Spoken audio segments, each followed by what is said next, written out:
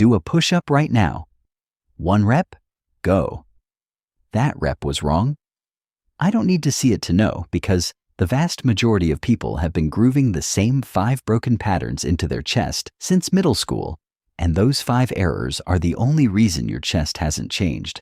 And the last one is silently wrecking your shoulders right now without a single pain signal to warn you. Your arms are making a T right now. You don't know it yet, but your rotator cuff is paying for it on every single rep. Here's what's actually happening. When your elbows flare straight out to the sides, your upper arm bone compresses directly into the arch above your shoulder socket at the bottom of every rep. There's no sharp warning. No alarm goes off. Just tendons grinding between 2 bones, rep after rep, set after set, year after year, until one day your shoulder simply stops cooperating and you have no idea why. That's not an injury that happens. That's damage you accumulate. And you've been accumulating it since the first time someone showed you a push-up. The fix takes 1 second.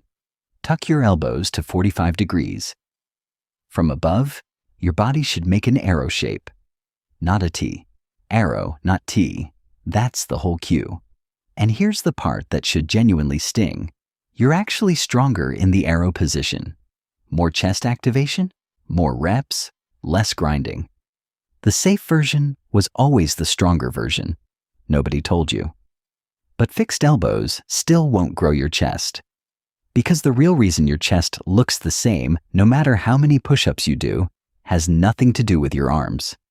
It has everything to do with your shoulder blades, specifically the fact that they're completely frozen. Watch anyone do push-ups. Arms move, body goes up and down, shoulder blades don't move at all. That's the problem. Your serratus anterior cannot fully engage, and your push-up cannot reach its full range of motion, unless your scapulae protract, meaning they slide forward and apart at the very top of the rep. Skipping that last inch also shortens the range through which your chest works. If they don't move, your chest never fully squeezes. Every rep is a partial rep. Every set is a half set. You've been doing push-ups with the parking brake on the entire time. The fix. At the top of each rep, after your elbows lock out, keep pushing. Don't stop there. Push the floor away from you. Spread your shoulder blades apart. Let your upper back round slightly. That's your serratus anterior firing, a muscle most people have never consciously used in a push-up. Those last 2 inches at the top are the most important 2 inches of the entire movement, and you've been leaving them on the floor every single time. You've been leaving the best part of every rep behind. Now, there's a third problem, and this one is invisible. It doesn't look like a form error from the outside.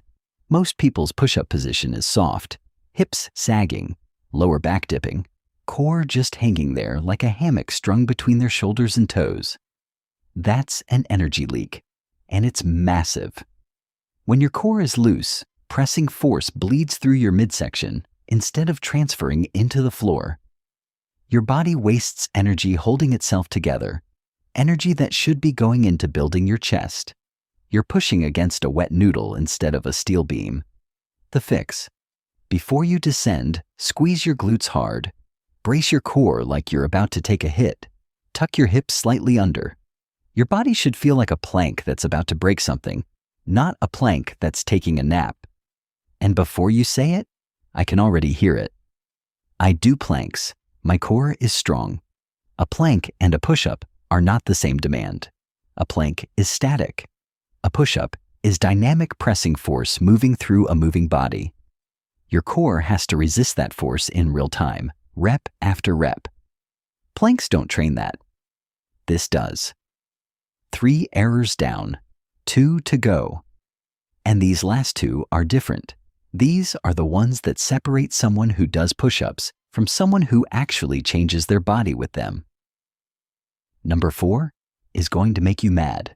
Number 5 might be the most important thing in this entire video. Out of those 3 errors, flared elbows, frozen shoulder blades, dead core, which one are you most guilty of right now?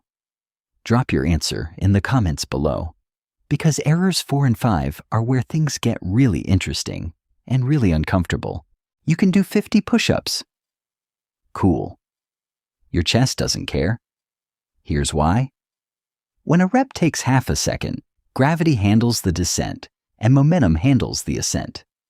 Your muscle is under actual tension for maybe a quarter of the total set time. The chest doesn't count reps, it counts time under tension. 10 slow, controlled reps may produce more growth stimulus than 50 sloppy fast ones, because controlled reps keep your muscle under genuine tension instead of letting momentum do the work. Because 10 slow reps actually ask the muscle to do the work. 50 fast ones mostly ask gravity to do it for you. The fix is simple, and it's going to feel brutally hard the first time you try it. 2 to 3 seconds down. 1 second pause at the bottom. Chest hovering just off the floor, not resting on it, not bouncing off it. 1 to 2 seconds back up. That's 4 to 6 seconds per rep. Do the math on your last set of 30. If you blew through them in under 20 seconds, your chest was barely involved. I know what you're thinking. But I need volume. I need reps for endurance. Fine. Do your 50. Just don't wonder why your chest looks the same 6 months from now. Ego wants the number. Your chest wants the tension. You only get to pick one. That one stings. But this last one is worse because it's been quietly damaging your shoulders for years and you had no idea it was happening. At the bottom of most people's push-up, the front of the shoulder collapses forward past the wrist line. The shoulder blades wing off the back. The rotator cuff gets loaded in a position it was never built to handle. And here's the part that makes this so dangerous. There's no sharp pain, no warning signal, no moment where your body says, stop. Just a slow, invisible grind, rep after rep, week after week, month after month, until one day the shoulder simply stops cooperating. And when you finally ask someone what went wrong, the answer is thousands of reps in a compromised position. That's what went wrong. You built the damage yourself, 1 rep at a time, and you never felt it coming. The fix. At the bottom of every rep, actively pull your shoulder blades together and down. Think of it as driving your shoulder blades into your back pockets. That one cue does 3 things simultaneously. It centers the shoulder joint, it pre-stretches the pectoralis major so it can contract harder on the way up, and it removes the rotator cuff from the load path entirely. More growth, less damage, in the exact same rep. The fix costs you nothing except knowing it exists. Now you have all 5, so let's use them. Remember that push-up from the beginning of this video? Do one more. Right now. Here's the full sequence. Hands just outside your shoulders, fingers spread. Elbows at 45 degrees. Arrow, not T.